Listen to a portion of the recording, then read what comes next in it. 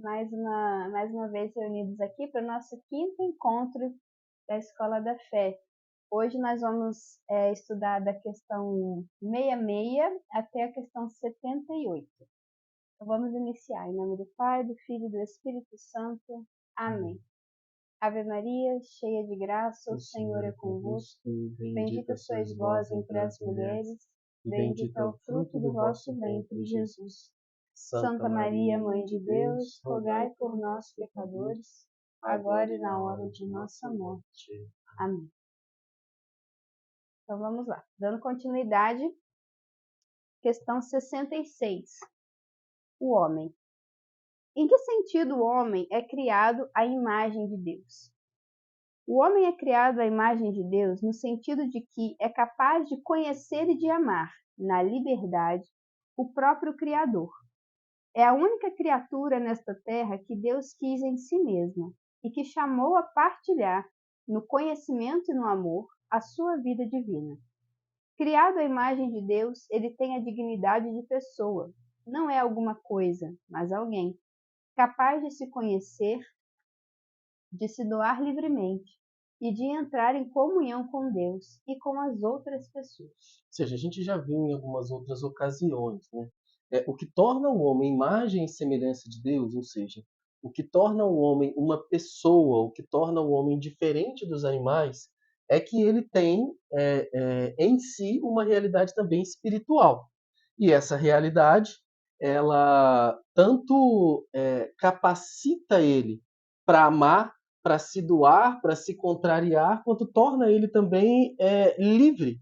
Não é? Livre no sentido de ele tem uma vontade, um intelecto, ele não precisa agir segundo os seus próprios instintos, como os animais são escravos dos seus próprios instintos, né? Eles não contrariam os seus instintos. Tudo que ele faz é movido por um instinto, instinto de sobrevivência, um instinto de reprodução, tudo isso. O homem não. O homem ele é livre. Ele é livre exatamente para quê? Para ele poder amar, porque o amor ele pressupõe essa liberdade. E a liberdade ela precisa desse conhecimento, dessa inteligência, dessa capacidade. E o homem, dentre toda a criação visível, material, é o único que recebe essa alma imortal. Essa alma que nos é dada desde a fecundação, Deus cria essa alma. Ela não existe Ela não antes. existe antes, ela é criada no momento da fecundação, mas ela nunca mais deixa de existir. Né? Tem até um livro que conta a vida da serva de Deus, Chiara Petrilo, é uma história muito bonita, se chama Nascemos e Jamais Morreremos, nesse sentido de Nunca deixaremos nunca de existir. deixaremos de existir. Nós temos uma alma imortal e essa alma espiritual nos dá essa dimensão espiritual realmente e a razão, a inteligência, a capacidade de amar, de ser livre. Ou seja, Deus é eterno, ele não teve princípio, nem terá fim.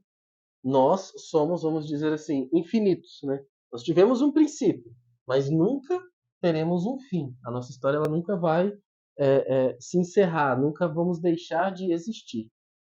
E é interessante que o homem ele se torna imagem de Deus justamente quando a semelhança de Deus, quando a gente vive essa humanidade, ou seja, quando eu não me animalizo, quando eu não me comporto como se eu fosse um animal escravo dos meus instintos mais primitivos. Quando eu sou dominado por esses instintos, é como se eu me animalizasse, entre aspas, né? Porque o ser humano, ele tem a razão, ele tem a alma espiritual, a capacidade de comunhão com Deus, ele tem a inteligência, ele tem a vontade, enfim, ele tem características que estão muito acima do restante da criação visível. E quanto mais a gente vive essa dimensão em comunhão com Deus, mais semelhantes a Ele nós nos tornamos.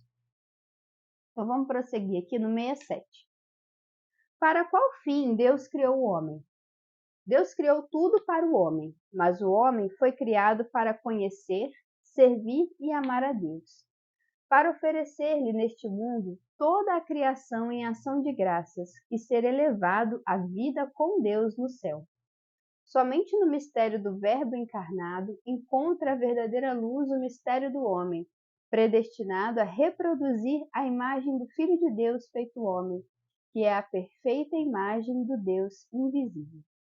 Ou seja, né, a gente sabe que Deus ele é amor, amor no sentido de uma comunhão perfeita de pessoas que se amam, né? Esse amor é tanto que ele transborda na criação de outras pessoas. É como se Deus ele tivesse esse desejo de partilhar esse amor, de expandir esse amor, não é? Até outras criaturas. Então ele cria criaturas capazes de amar. Ele cria outras pessoas, não é? E nessa criação dessas pessoas, ele também cria todo um mundo, né, para que essas pessoas possam viver, possam encontrá-lo, possam entrar em comunhão com ele. Então, toda a criação visível ela é feita em prol do homem. Para quê? Para que o homem possa participar da vida em Deus, ainda dentro, não é, dessa criação, vamos dizer assim, não planificada, né? Porque a ideia é que um dia tudo se torne pleno, que a gente vá passar o resto da nossa eternidade no céu, junto de Deus, tendo essa visão beatífica. Só que, por enquanto, não é, mesmo em meio a toda a criação natural, a criação material, nós somos chamados a participar dessa vida de Deus, porque é para isso que o homem foi criado, né? Para participar dessa comunhão divina, ou seja, entrar no seio da Trindade. Sempre foi esse o plano de Deus, partilhar sua vida divina conosco. E nós somos chamados, como diz aqui o compêndio, a sermos imagem do Filho, como acontece no nosso crisma, né? Que a gente é chamado de que a gente se torna outros Cristos, nesse sentido, de que a gente se torna também uma imagem de Jesus, a gente vai se configurando a Jesus, ao Filho. Quando o Verbo se encarna, ele se faz imagem do homem. Mas antes disso, o homem já havia sido criado à imagem do Verbo. Então é uma coisa que se relaciona. 68. Por que os homens formam uma unidade? Todos os homens formam a unidade do gênero humano, pela comum origem que tem em Deus. Além disso, Deus, de um só homem, fez toda a espécie humana. Todos, pois, têm um único Salvador e todos são chamados a partilhar da eterna felicidade de Deus. Às vezes fica aquele questionamento: por que a gente nasce com o pecado original, Pris? Por que eu já nasço pecador? Não tenho culpa de nada, eu não fiz nada, entende? Mas essa culpa do pecado, essa mancha, ela é transmitida porque, na verdade, toda a humanidade ela está unida em Adão, sabe? E Eva, né? Assim, é como se toda a humanidade fosse uma unidade, né? Dentro dessa criação. Elas foram criadas em uma unidade. Todos os homens que ainda virão. Então, e essa unidade se dá, como fala o compêndio, porque todos nós viemos de Deus. Todos temos a mesma origem. Inclusive, a igreja crê que todos nós descendemos efetivamente de um só homem, Isso né? é dogma. De um casal primitivo, que seria essa figura de Adão e Eva no livro do Gênesis, exatamente esse primeiro casal criado por Deus, do qual todos nós descendemos. E a partir da queda desse primeiro casal, todos nós herdamos como que, por estarmos plenamente unidos, né? Nessa unidade do gênero humano, da natureza humana, a gente nasce já herdando também a mancha do pecado original, porque a mancha do pecado original, ela afetou realmente a nossa natureza humana como um todo. E a partir dali, todos os homens vêm herdando aí essa inclinação, essa má inclinação Ou seja, ao pecado. toda essa ilustração do Gênesis, né? Da criação em 7 dias, do modelar, da costela, são ilustrações que os autores usam para nos conduzir a uma verdade. Que verdade principal é essa? Todos nós viemos de um homem e de uma mulher. Isso é um dogma de fé, uma verdade, não é? Que Ensinada existiram, pela que foram igreja. criados Existiu por um homem Deus. e uma mulher criados por Deus à sua imagem e semelhança, com uma alma imortal. E toda a humanidade descende desse primeiro casal. Não é? É muito interessante que até a ciência, ela vai, conforme ela vai evoluindo, ela vai conseguindo confirmar algumas coisas. Não é? Por exemplo, a gente tem hoje o que eles chamam de Eva mitocondrial, né? Eva no sentido de a mãe de todas mesmo. Porque eu não entendo muito disso, mas me parece que no DNA você tem, não essas partes que são rastreáveis e você consegue ir rastreando, né? Vendo todas as pessoas do mundo que são muito diferentes, que são tudo, que vem de várias etnias diferentes, mas conforme você vai rastreando, você percebe que há algo que vai Convergência, né?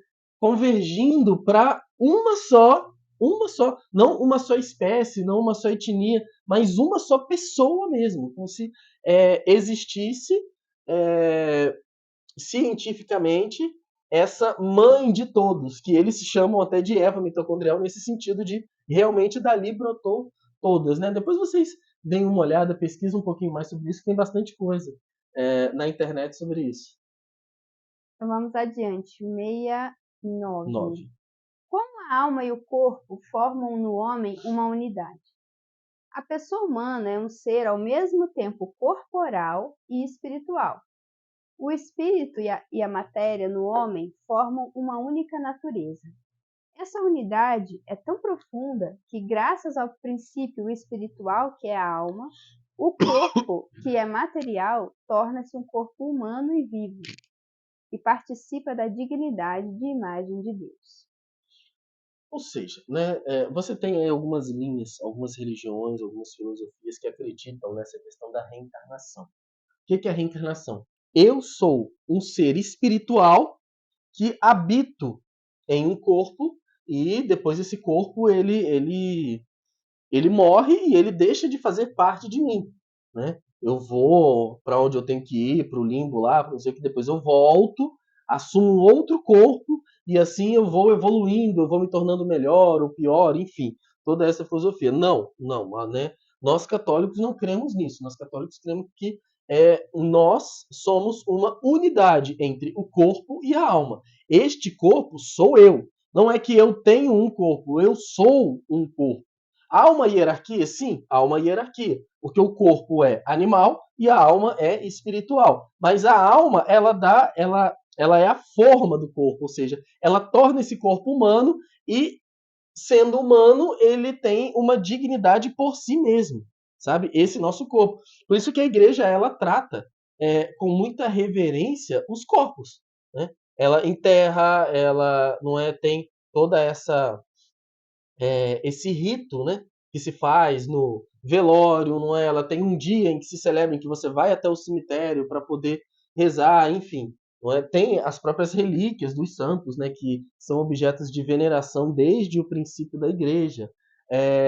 Enfim, o nosso corpo ele não é descartável, Ele ele tem não uma é uma coisa dignidade. qualquer, ele tem uma dignidade por si só, e isso nos faz também despertar, né, para todo o cuidado que a gente deve ter com o nosso corpo. Aqui a gente entra no pudor, aqui a gente entra, não é, nessas questões de mutilação, né, de própria pintura no corpo, todas essas coisas. Ou seja, o corpo ele precisa ser tratado com dignidade, porque ele faz parte de nós. E um dia ele ressuscitará, não é? Porque a separação da alma e do corpo é uma aberração. É uma aberração. Você pode ver que tanto um corpo sem alma quanto uma alma sem corpo é objeto de terror, é objeto de medo. Porque, assim, a morte, que é exatamente um corpo separado da Essa alma, a separação, né? morte, né, que é o que causa isso, nunca esteve no projeto de Deus, Ela é na uma vontade de Deus. consequência do É uma pecado. consequência do pecado. Deus avisou, né, que pelo pecado entraria a morte no mundo. E a morte, ela é de fato uma aberração. Por isso que ela nos causa esse mal-estar, esse incômodo, porque nós sabemos que não fomos feitos para a morte. O corpo não foi feito para viver sem a alma, nem a alma sem o corpo, na natureza humana. Então, assim, como o André estava dizendo, né? Um corpo sem uma alma, um cadáver, ele causa repulsa. Uma alma sem o corpo, como Uma se alma diz, uma alma penada, um penada, um fantasma. fantasma, algo do tipo, também causa terror, causa repulsa, porque a gente percebe que tanto num cadáver quanto numa alma ou num fantasma, digamos assim, existe ali algo está errado, algo está incompleto, algo está esquisito. Por quê? O homem não foi feito para a morte. Essa separação, essa quebra é algo que realmente é o fruto do pecado. Porque ele divide, né? Ele separa aquela unidade perfeita. E isso causa muito sofrimento, isso causa uma cisão mesmo, que o homem por si mesmo não seria capaz de vencer. E é Foi por isso Cristo, com a sua que, ressurreição, que venceu a morte. exatamente, por isso Né? que a maior promessa que Deus faz para o homem é essa, de que no último dia ele ressuscitará a todos, ou seja, ele finda essa aberração, esse estado de aberração em que nós vivemos, da alma separada do corpo, ou seja, ele regenera o nosso corpo e infunde novamente essa alma nesse corpo.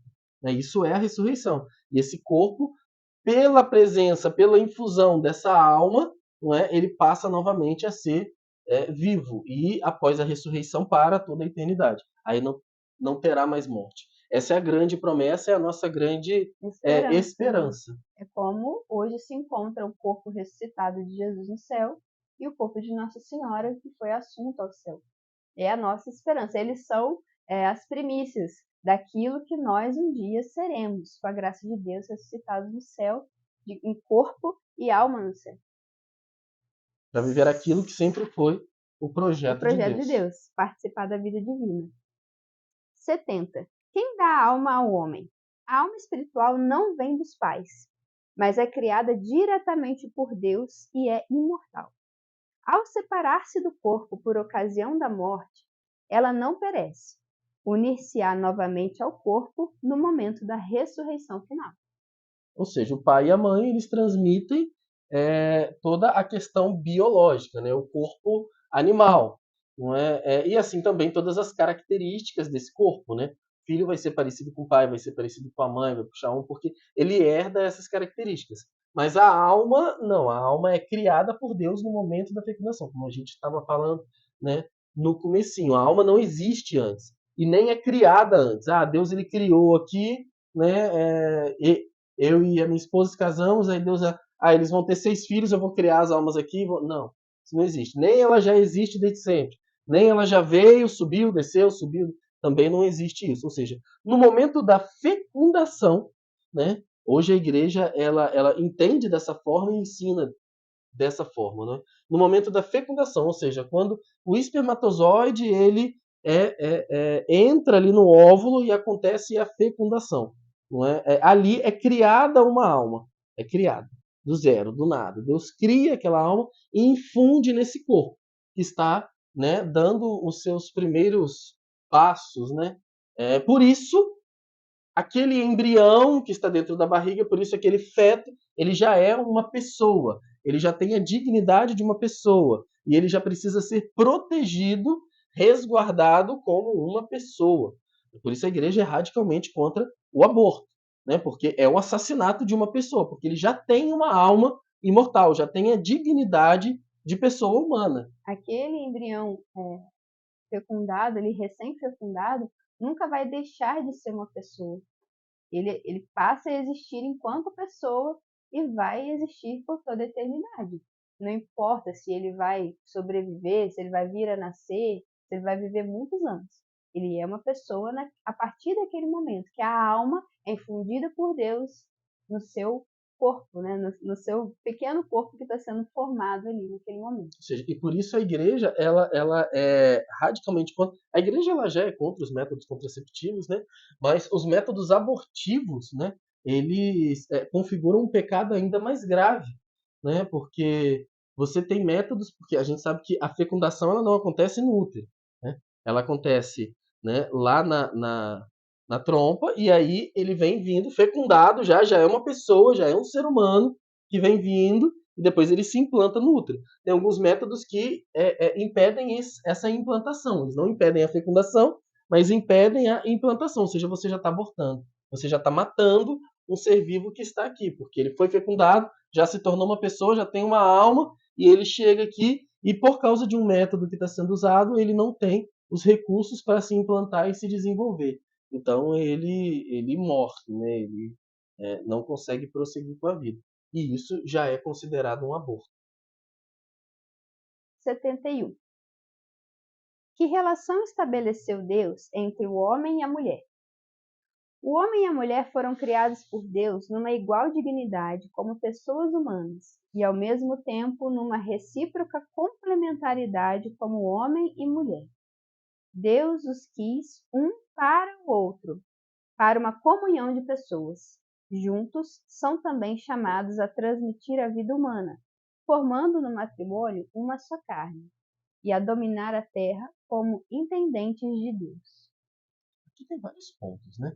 O primeiro é essa questão da dignidade, porque fala-se muito de submissão, e de fato é uma realidade, é uma proposta, não divina para o matrimônio, para essa relação, a relação de submissão, não é? Mas isso não reduz ou aumenta a dignidade de ninguém no relacionamento, né? Ambos são equivalentes em dignidade. Existe uma igualdade aqui na dignidade dos dois, tá?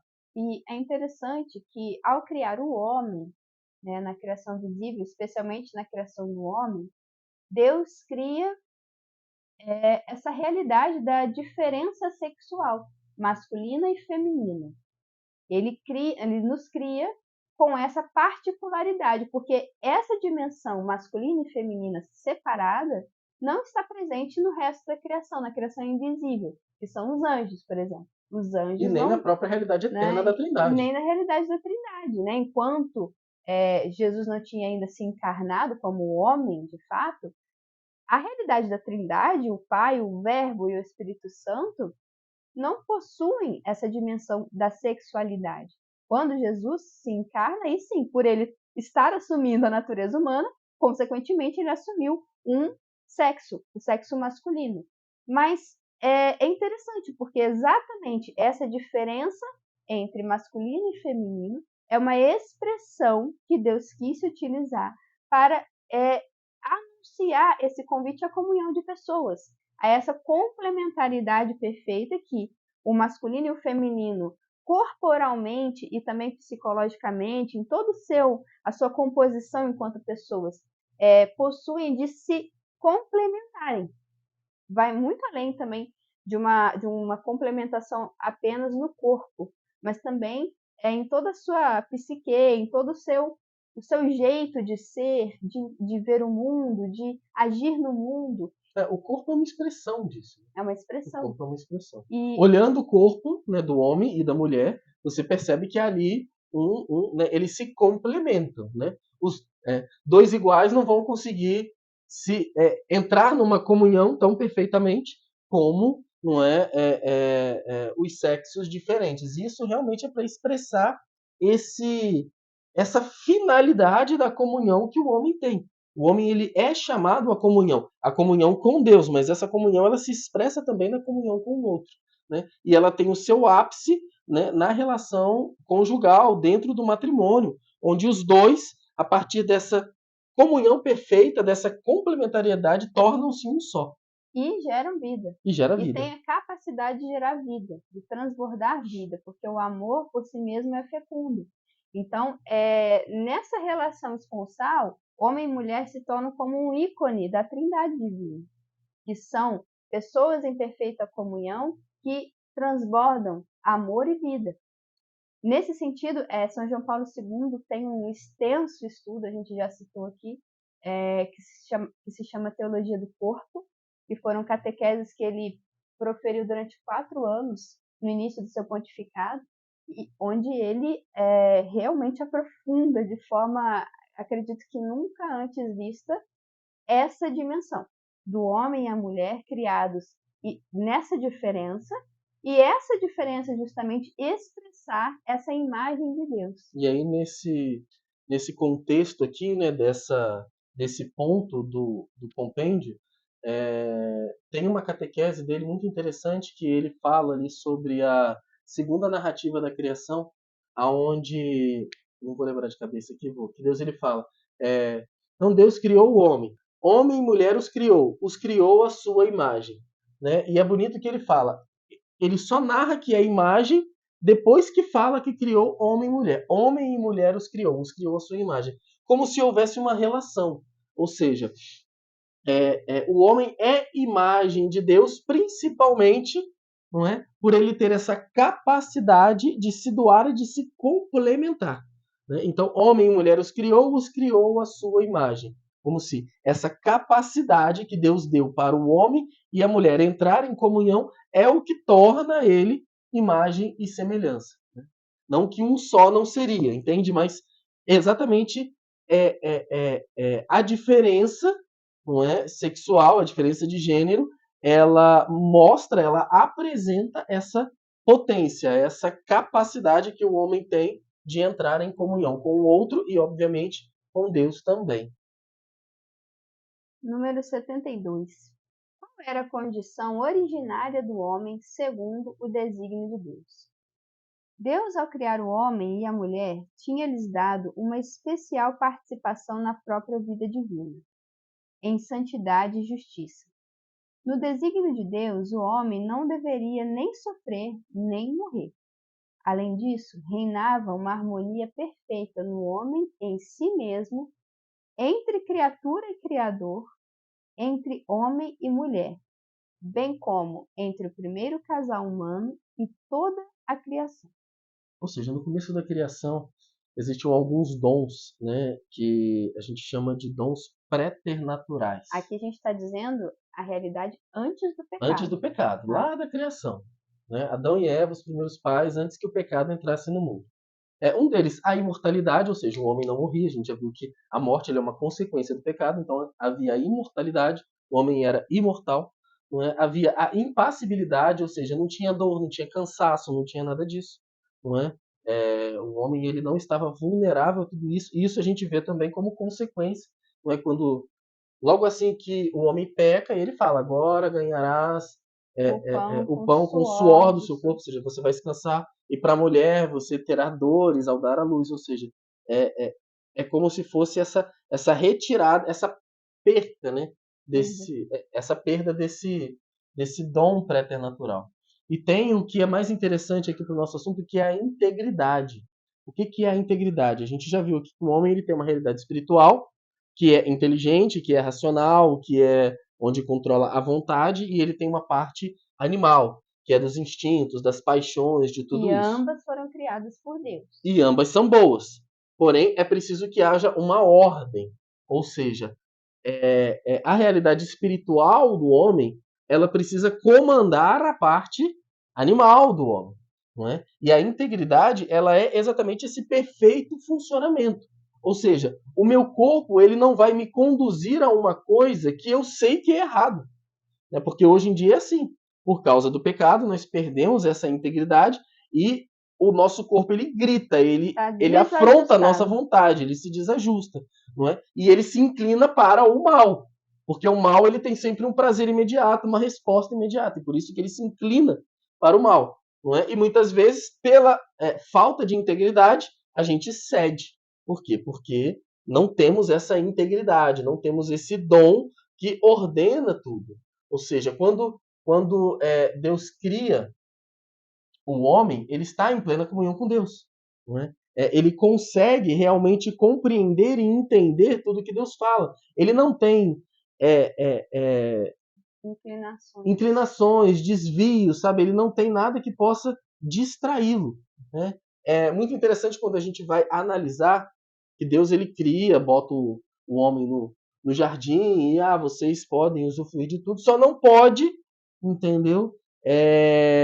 Tomar do fruto do conhecimento do bem e do mal. Se o homem fosse inclinado ao mal, né, se ele tivesse essa tendência, logo o corpo dele, os instintos dele iam começar a desejar aquele fruto. Não é? E ele já ia ficar tentado a pegar aquele fruto. Isso não acontece. É como nós Isso hoje, não acontece. Quando fala às vezes que não pode fazer uma coisa, aí a gente tem vontade de fazer.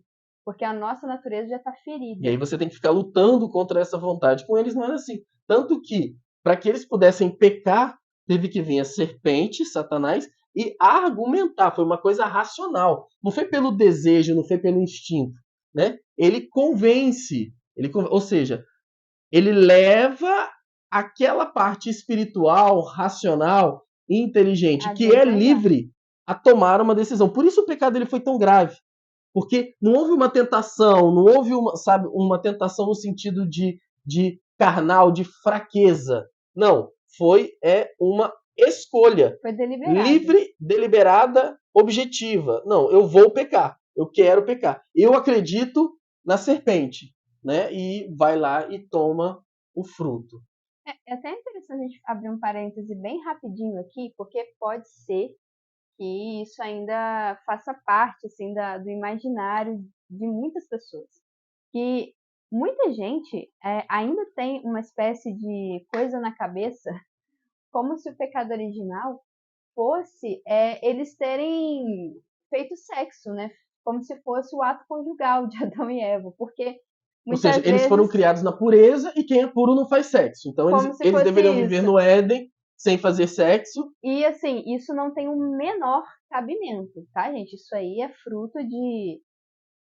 Enfim, eu nem sei de que isso é fruto, mas de equívocos que o mundo secular vai Acho que colocando, nem equívoco, é né? qualquer Mas de uma proposital malícia, mesmo, assim, uma porque malícia. não faz sentido algum, né? Porque quando Deus cria o primeiro casal, Adão e Eva, a primeira ordem de Deus é crescer e multiplicar-vos. Multiplicar como? Como que eles vão se multiplicar? Pelo ato conjugal. Então, o ato conjugal, eles se unirem sexualmente, foi uma ordem de Deus. Então, o pecado não tem nada, absolutamente nada a ver com isso.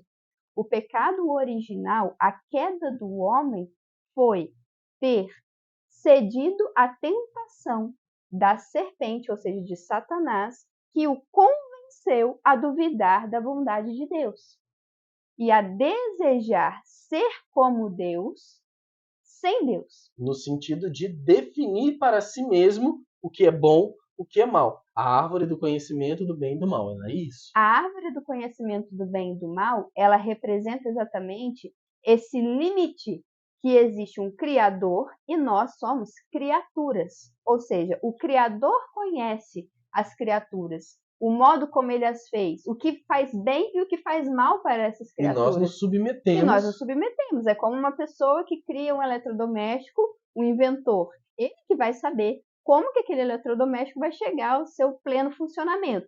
A mesma coisa Deus. Ele que nos criou. Ele que sabe até onde nós podemos ir e o que vai nos fazer mal. Então, quando a serpente vem dialogando com Eva e com Adão, ela convence-os que Deus é um mentiroso, que Deus não os ama, que Deus não é tão bondoso assim e que esse limite é ruim, que esse limite precisa ser ultrapassado, né? Sereis como deuses. E é aí que vem o pecado original. A partir dessa tentação racional, eles optam por virarem as costas para Deus, para o seu Criador, duvidarem de Deus e eles caem. Aí é a queda. E com a queda, eles perdem todos esses dons chamados préternaturais: a imortalidade, a impassibilidade e a integridade. E aí a nossa natureza humana é ferida pela morte, é ferida pelo sofrimento e pela dor, que agora a gente vai experimentar, e é ferida no seu equilíbrio, porque agora os nossos instintos primitivos, eles querem se sobrepor à nossa razão. É por isso que muitas vezes, dando exemplos assim, é tão difícil resistir a um instinto, muitas vezes. Por exemplo, uma dieta, você está precisando, por motivos de saúde, deixar de comer uma coisa e você não consegue, porque o seu instinto, ele grita de uma maneira tão desordenada que a sua razão não consegue controlá-lo. A mesma coisa o instinto sexual desordenado, né? Você sabe que você precisa se resguardar para a relação apenas no matrimônio. Mas você Muitas não vezes o homem consegue. ama sua mulher, o homem não quer trair, mas Ele se deixa ele não tem o dominar. mínimo controle, né, das suas próprias ações, por quê? Né? Alguém começa a se oferecer para ele E e aquilo ele. começa a crescer dentro dele e ele simplesmente não se E domina. aí vocês conseguem fazer essa conexão de que quando a gente perde a integridade e a fé e a razão não dominam sobre os nossos instintos, que foram criados por Deus, são bons os instintos, mas estão desordenados agora depois do pecado, o que acontece conosco? A gente vai se animalizando, a gente vai vivendo por instinto. Eu vou me tornando né? escravo dos meus Os meus próprios próprios instintos. instintos. É por isso que São Paulo usa aquela imagem do homem velho e do homem novo. O homem velho é esse homem que está dominado por si mesmo, pelos seus instintos. Ele não consegue, através da razão iluminada pela fé, enxergar o bem e querer o bem e fazer o bem e se esforçar pelo bem. Ele está dominado pelos instintos. Então ele está animalizado nesse sentido. O homem novo é o homem é cheio da graça e através dessa graça ele consegue essa reordenação interior, digamos assim. Ele consegue colocar ordem no seu próprio interior pela graça de Deus. Não vai ser uma integridade como Era era no lá no princípio, entendeu? Mas você mas consegue uma certa ordem, entendeu? Isso é muito importante. O jejum, a penitência, não é você ter métodos, ter constantemente na sua vida métodos de poder subjugar os seus instintos, as suas paixões, de você educar o seu próprio corpo. não é que seja ruim você ter os seus instintos, Você mas não tem que você anulá-los nem não tem que reprimi-los, mas você tem anulá-los. que colocá-los no Você tem lugar que dele. ordená-los, você tem que educá-los para que eles sirvam para o bem e não para o pecado. Essa é a função, uma das funções da mortificação, da penitência, dessas obras de ascese, que é justamente para a gente reeducar a gente mesmo, o nosso próprio ser. E sim, só como um complemento que também fala, essa harmonia perfeita existente antes do pecado. É muito interessante a gente contemplar, porque talvez até pela forma pejorativa que se retrata muitas vezes Adão e Eva, pela questão da queda, mas antes do pecado, antes dessa tentação, dessa desgraça que foi o pecado, a harmonia que o homem vivia consigo mesmo por causa dos dons dados por Deus, a harmonia que o homem vivia com Deus, que até no Gênesis fala que Deus passeava pelo jardim numa figura de que Deus estava com o homem, sempre com o homem, em comunhão. E a comunhão do primeiro casal, Adão e Eva, essa relação dos dois, plenamente harmônica, é um retrato, digamos assim, da bondade de Deus, de como Deus criou tudo e viu que era muito bom.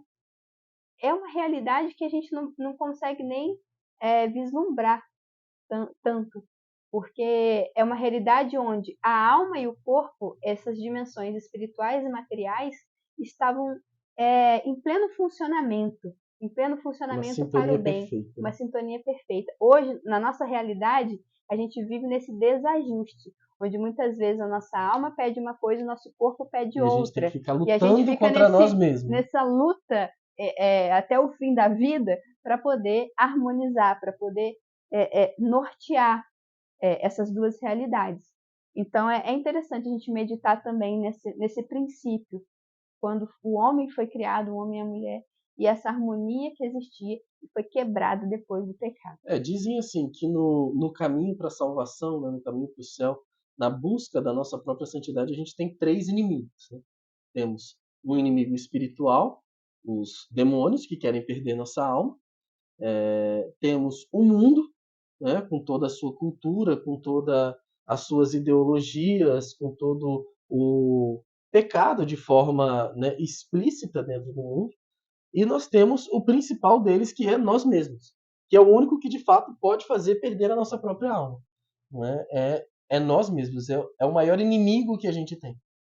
Então, por causa, né, da falta da integridade, nós precisamos lutar contra nós mesmos até o último momento da nossa vida, para que a gente alcance a salvação, vá para o céu e um dia, na ressurreição, tudo isso vai estar planificado. E essa integridade ela vai ser ainda maior do que aquela do princípio da criação. Então vamos lá, ponto 7.3. Agora sim a gente vai entrar propriamente a queda. Como se compreende a realidade do pecado? Na história do homem está presente o pecado.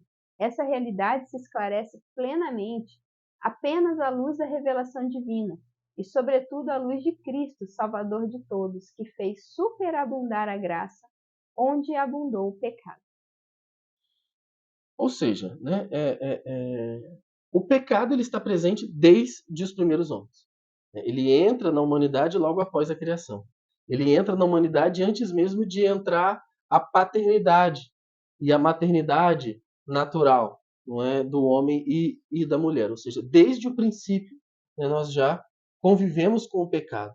E às vezes a gente não tem a consciência da gravidade do pecado, né? A gente só vai conseguir compreender mesmo a gravidade desse pecado quando a gente olha para o sacrifício de Jesus, né? Que tudo aquilo que ele passou, né, na sua vida, na sua paixão, até, né, a morte de cruz e até a última gota de sangue, até sair água do seu sagrado coração por causa do pecado.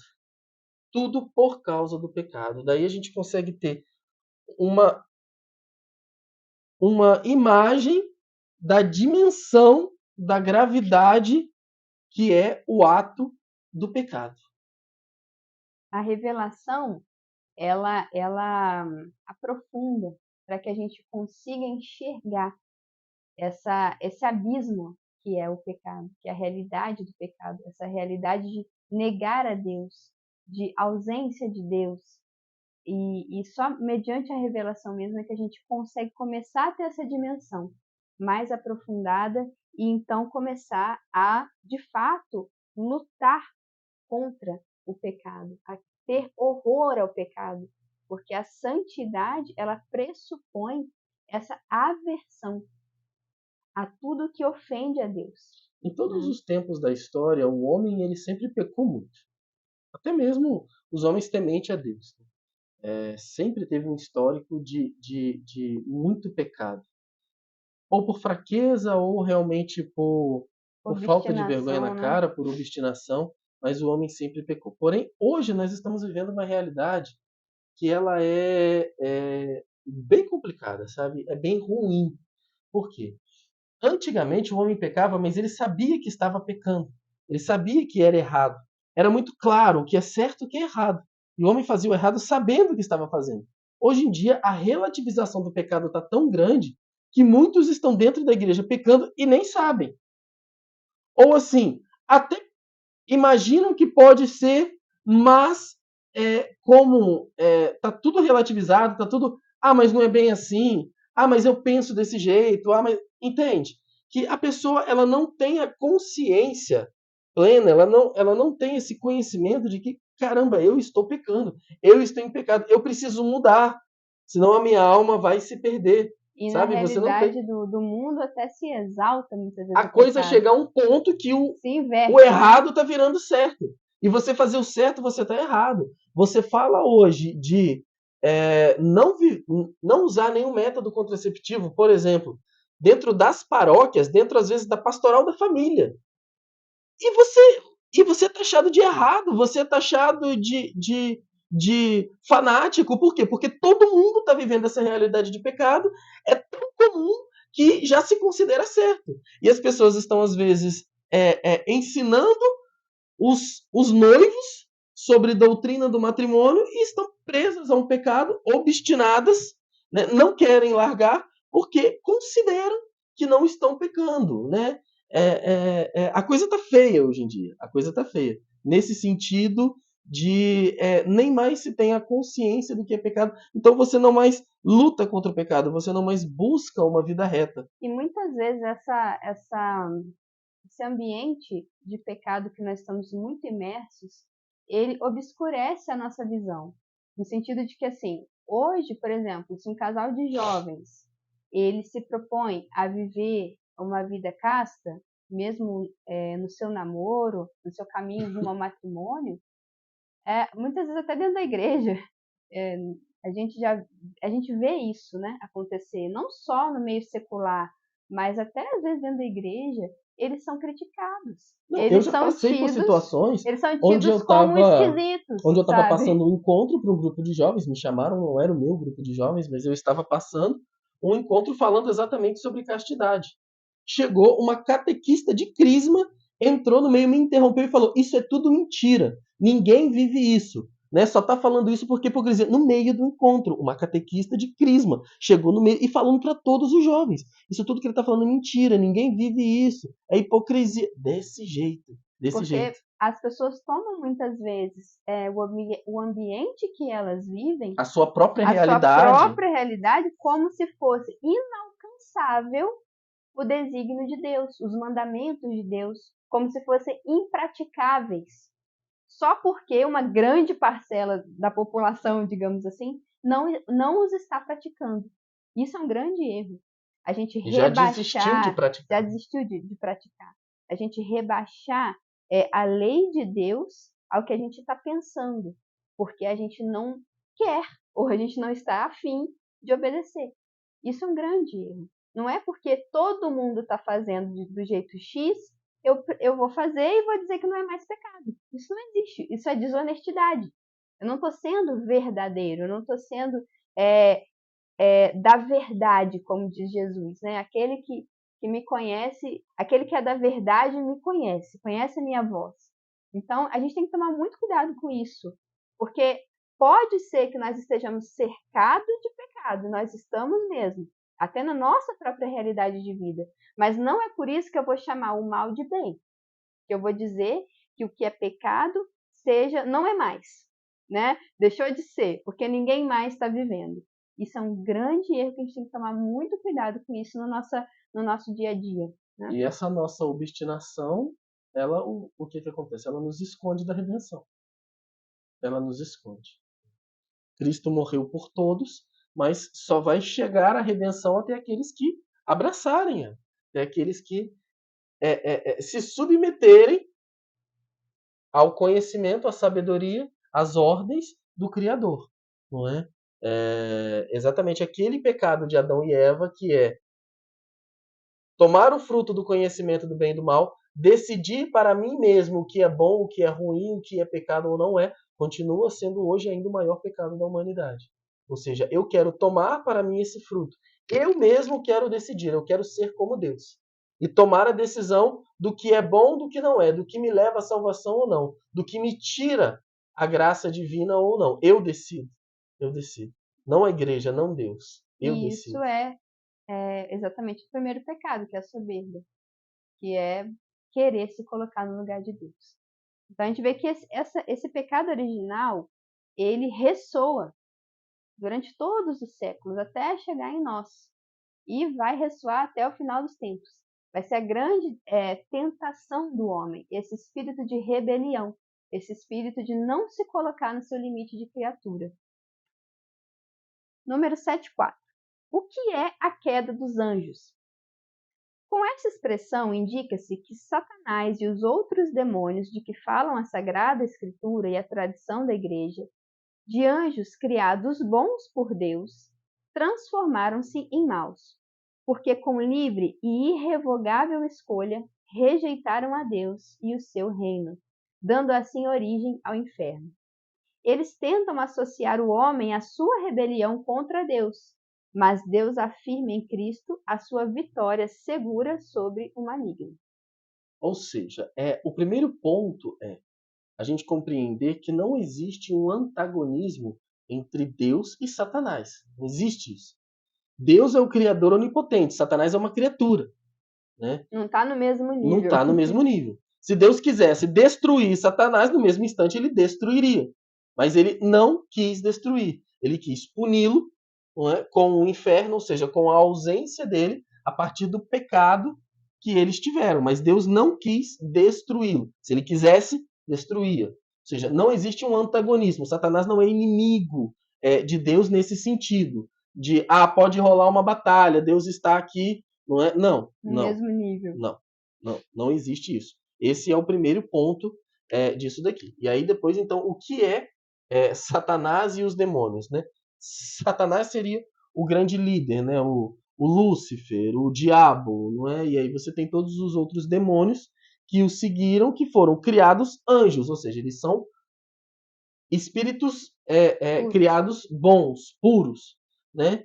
E por um pecado, exatamente o pecado da soberba, não é? De querer não se submeter ao Criador, então eles perdem essa comunhão com Deus, não é? E eles dão início ao que se chama de inferno, que é essa ausência, né, total de Deus, a realidade a qual eles vivem, e eles querem com isso, então, associar o homem a isso. E Deus permite que ele tente o homem dessa forma, não é? É, Exatamente para que o homem possa passar por esse processo de provação, não é? E livremente escolher pelo bem, escolher pelo amor, escolher por Deus.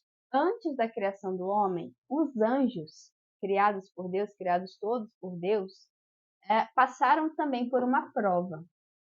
Os anjos tiveram a sua prova. Como foi exatamente Como essa foi prova, a gente exatamente, a gente não não sabe. tem, não é dado na revelação, mas é dado que eles tiveram a sua prova, assim como o homem teve a sua, né? O homem foi tentado pelo demônio e caiu. Da mesma forma, os anjos. E desses anjos, dentre os anjos, um terço deles, guiados ali por uma revolta que foi liderada por Lúcifer, que era um anjo do altíssimo escalão, digamos assim, dotado de grandes dons, de grandes capacidades, porque os anjos são muito mais superiores que nós nas suas habilidades. Lúcifer, pela sua soberba, negou a Deus, quis se igualar a Deus e levou consigo na sua rebelião um terço dos anjos. E essa decisão dos anjos rebeldes, dos anjos caídos, então, que se tornaram demônios, é irrevogável. Eles não têm a possibilidade de se arrepender, porque a natureza dos anjos, por ser puramente espiritual e eles terem uma inteligência elevadíssima, eles fizeram essa escolha com um nível de entendimento definitivo. Eles contemplaram a verdade, eles contemplaram o plano de Deus e deliberadamente e irrevogavelmente quiseram dizer não, não servirei. Esse foi o brado de Lúcifer. Que entendam assim, na realidade do homem, não é, existem duas categorias de pecados. Existem outros subgrupos, mas a gente, nesse assunto, a gente pode entender dessa forma. Existe o pecado de fraqueza e existe o pecado de obstinação, que é um pecado deliberado. Qual que é a diferença? Fraqueza. Eu tenho a consciência de que é pecado, eu não quero pecar, mas o meu corpo é muito fraco. Por quê? Porque eu nunca eduquei o meu corpo, eu nunca tive, não é, esse zelo em me fortalecer espiritualmente, psicologicamente. Então, eu peco, né?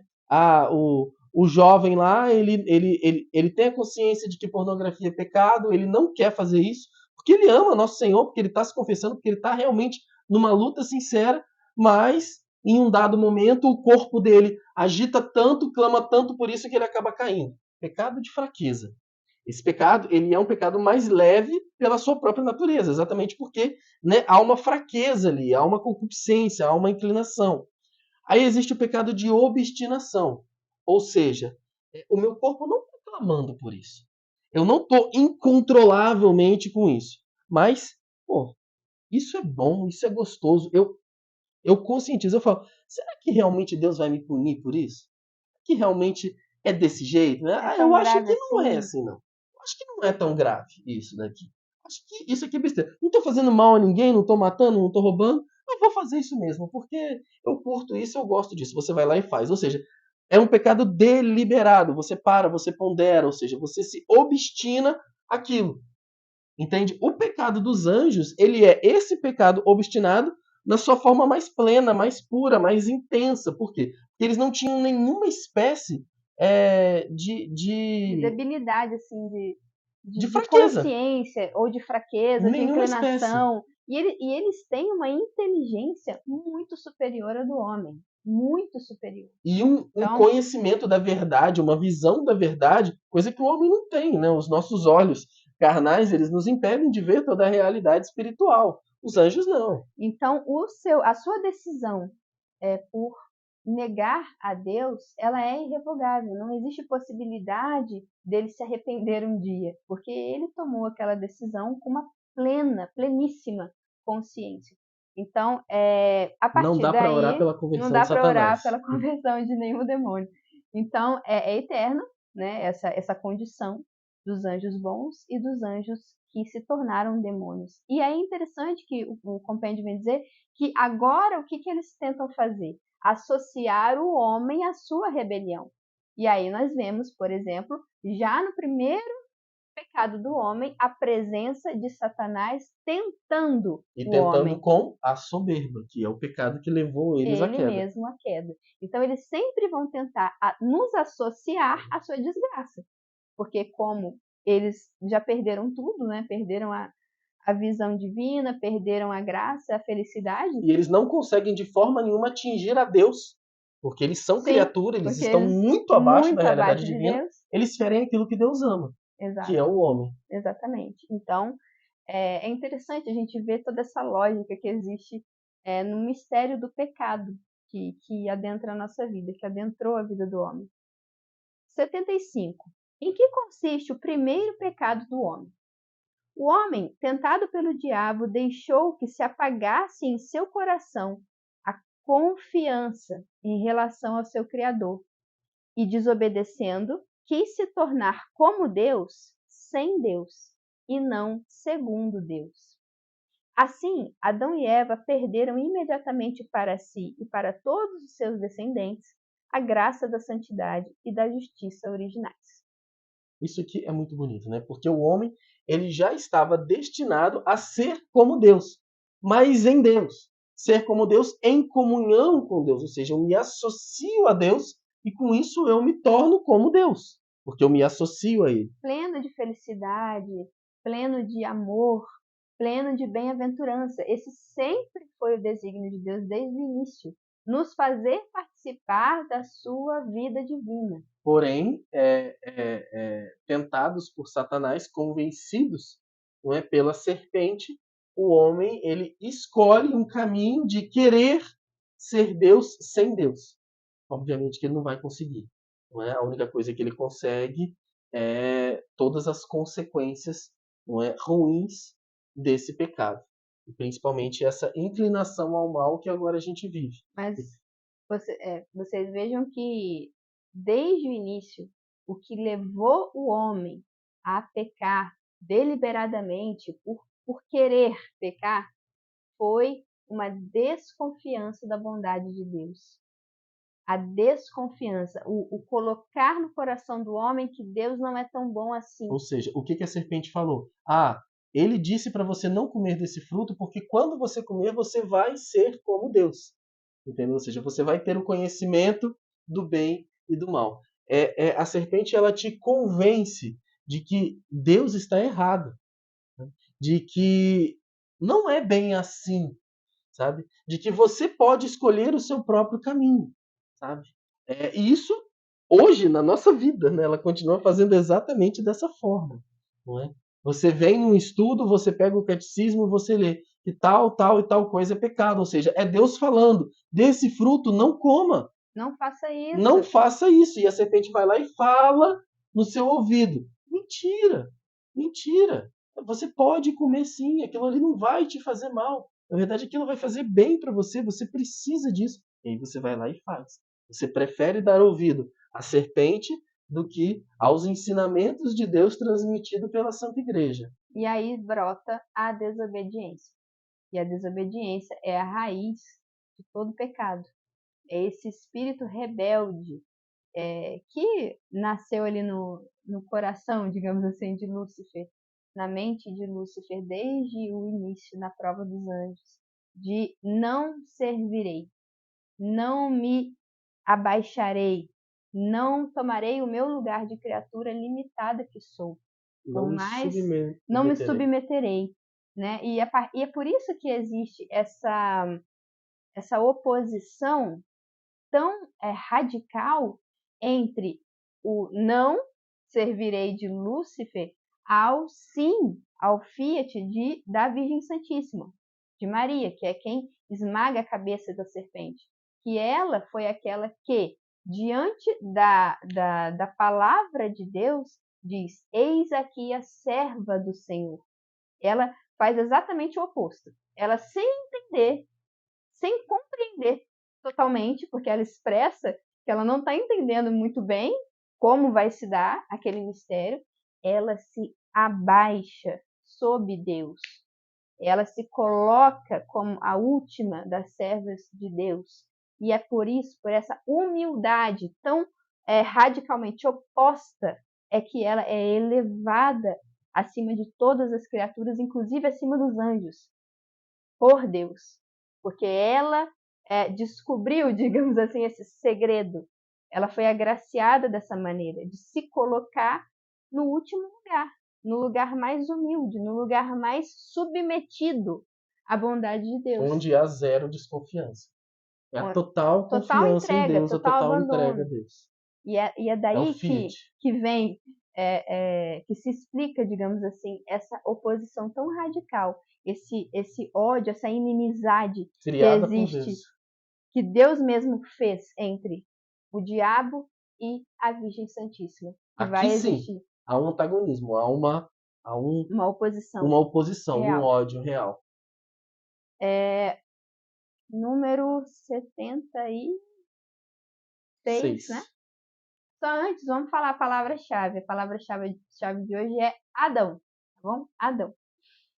7,6. O que é o pecado original?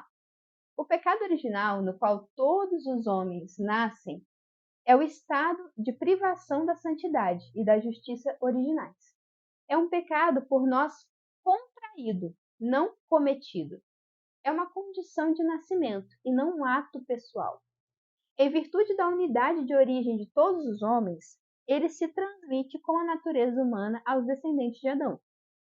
Não por imitação, mas por propagação.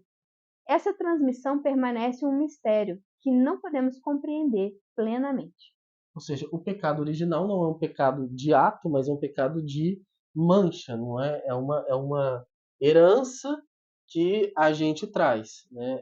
Como fala ali, é por propagação, né? Ou seja, todos aqueles que estão ligados a Adão, ou seja, todos na humanidade inteira, carregam isso, menos a Santíssima Virgem Maria, que foi preservada já em mérito, pelos méritos da redenção de Jesus, não é? Em vista dessa, né, dessa morte de Jesus na cruz, ela já foi antes preservada para que pudesse ser imaculada e assim ser um receptáculo perfeito, não é, para a encarnação do Verbo. Deus quis preservar Maria da mancha do pecado original, até mesmo dessa mancha que não é um ato pessoal, mas que a gente herda, porque ela seria a mãe de Deus. Imaculada. O pecado ela nunca a tocou de nenhuma até o maneira. último instante da vida Nem dela. na mancha do pecado original. Desde a concepção. Né? Porque ela foi criada imaculada desde a sua concepção até o fim da sua vida. Nossa Senhora nunca teve um pecado pessoal. Nunca. Nem um mínimo pecado venial. Essa é a nossa fé. O pecado jamais ousou se fazer presente no coração de Maria. Isso também por mérito dela, né? Por uma especial graça de Deus, mas também pela sua caridade elevada acima da caridade dos anjos. Ela era livre. Ela era livre.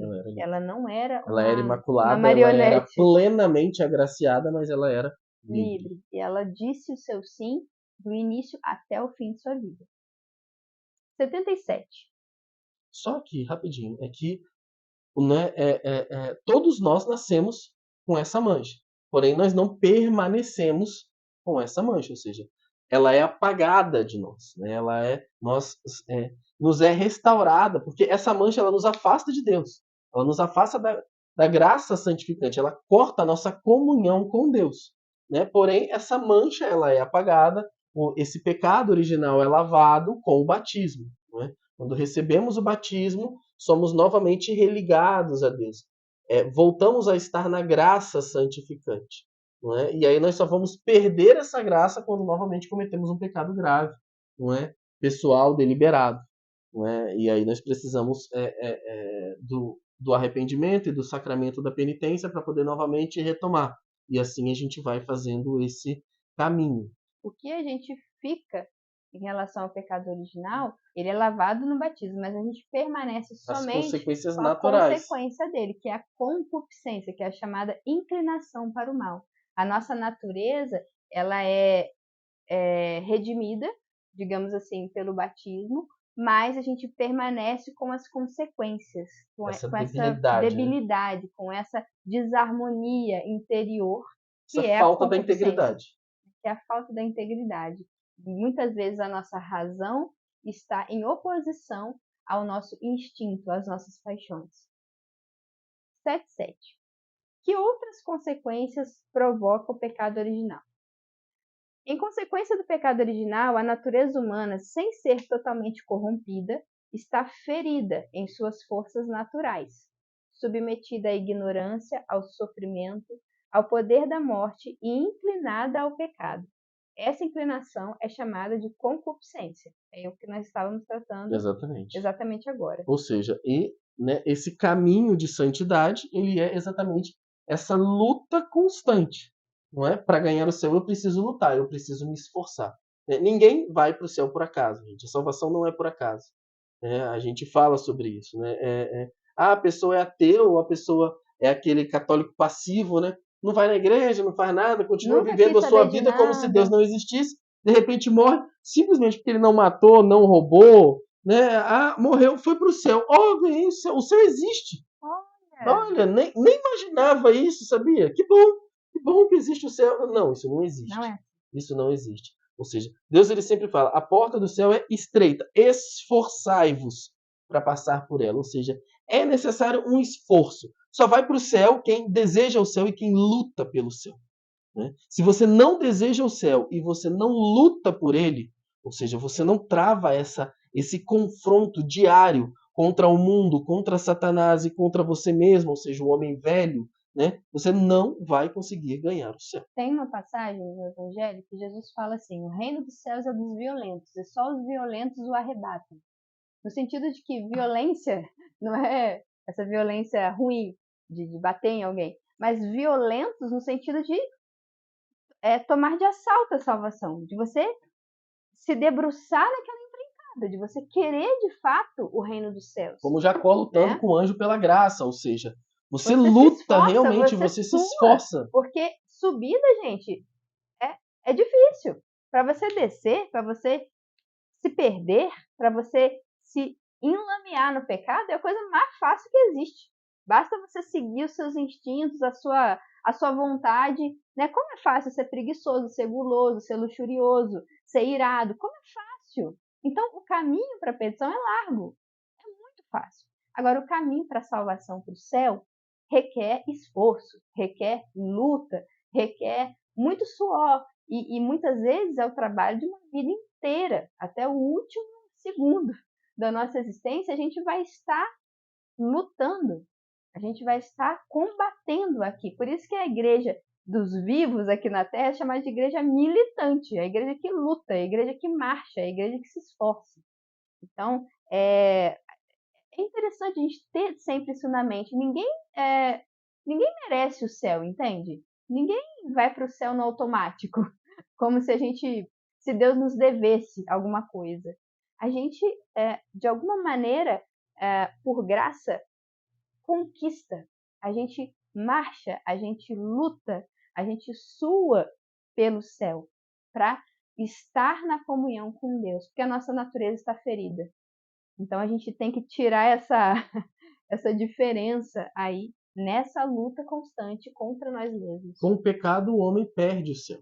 Jesus ele vem, né, se faz homem e com o seu sacrifício ele religa o homem ao céu. Ele cria essa ponte. Porém, para atravessar essa ponte, ou seja, para que eu possa permanecer unido a Cristo, porque quem ganhou o céu foi ele. Né? E eu só vou para o céu a partir do momento que eu estou unido a ele, que eu me associo a ele. Não é? E é por isso que eu tenho acesso ao céu, porque eu me associo a Jesus. Porém, não é fácil permanecer unido a Jesus, permanecer associado a Jesus, porque muitas coisas querem me tirar dessa comunhão. E se eu morrer, né, fora dessa É comunhão, se aquele eu ramo morrer, seco que é o Jesus ramo fala, seco. né? É o ramo que não dá fruto. Corta e é jogado ao fogo. Entende? É assim a nossa vida. Então eu preciso me esforçar para estar unido à videira, que é o Cristo, e dar fruto. Né? Nisso, sim. Aí eu alcanço a salvação. Agora, qualquer vacilo que eu dou e eu sou arrancado, ou eu seco, ou eu não dou fruto, cortado e jogado ao fogo. 78. Depois do primeiro pecado, o que fez Deus? Depois do primeiro pecado, o mundo foi inundado pelos pecados. Porém, Deus não abandonou o homem ao poder da morte, mas, ao contrário, prognosticou-lhe de modo misterioso no proto-evangelho, Gênesis 3,15, que o mal seria vencido e o homem elevado da queda. É o primeiro anúncio do Messias Redentor. Por isso a queda será chamada de feliz culpa, porque mereceu tal e tão grande Redentor. É muito interessante que Deus ele nos ama tanto que depois do pecado, Ele dá as consequências do pecado para ele, o homem. é verdadeiro, é fiel, então o homem sofre as consequências, mas de nenhum modo ele nos abandona, ele nos deixa de amar, ele nos joga a própria sorte. Tanto que no próprio relato no Gênesis diz que Deus mesmo teceu vestes para Adão e Eva, para cobri-los, já mostrando esse cuidado de Deus para com os homens. E muito mais do que isso, Deus promete, imediatamente após a queda, a graça da redenção. Quando ele diz, porém inimizade entre ti e a mulher, ele dizendo para a serpente, entre a tua descendência e a dela, ela te esmagará a cabeça e tu lhe ferirás o calcanhar. Esse é o proto-evangelho, para dizer, é a promessa lá no princípio já, de que viria a vitória sobre o mal, a E a vitória partir definitiva. daí, a partir dessa promessa, Deus ele vai acompanhando o seu povo, cuidando do seu povo, preparando o seu povo para que pudesse receber o seu próprio filho encarnado no meio deles e assim não é a plenitude da redenção prometida ao homem lá, né, no proto-evangelho, lá logo depois do pecado. Aquilo que Deus promete, então ele acompanha durante todo o Antigo Testamento o povo e vai preparando para receber então essa plenitude da redenção ali, não na encarnação, vida, morte e ressurreição de Jesus Cristo. Então é belo a gente contemplar como que a obra da redenção supera até mesmo a obra da criação. Ela faz novas todas as coisas e de fato demonstra esse amor fiel de Deus, que mesmo que a gente seja infiel, ele permanece fiel, ele permanece nos amando e cuidando de nós. Amém. Amém. Vamos finalizar então rezando uma Ave Maria, para que Deus possa iluminar cada vez mais a nossa inteligência, para que a gente se proponha a seguir os seus ensinamentos e na obediência e na humildade de Nossa Senhora. Graças de luz e de força, de conhecimento, né, daquilo que é a vontade de Deus e a força para seguir esse caminho da sua santa vontade. Ave Ave Maria, Maria, cheia cheia de de graça, graça, o o Senhor Senhor é é convosco. convosco. Bendita Bendita sois sois vós vós entre entre as as mulheres, mulheres, e bendito é o fruto do e vosso vosso ventre, ventre, Jesus. Jesus. Santa Maria, Mãe de Deus, rogai por nós, pecadores, agora e na hora de nossa morte. Amém. Em nome do Pai, do Filho e do Espírito Santo. Amém. Obrigado mais uma vez. Fiquem com Deus.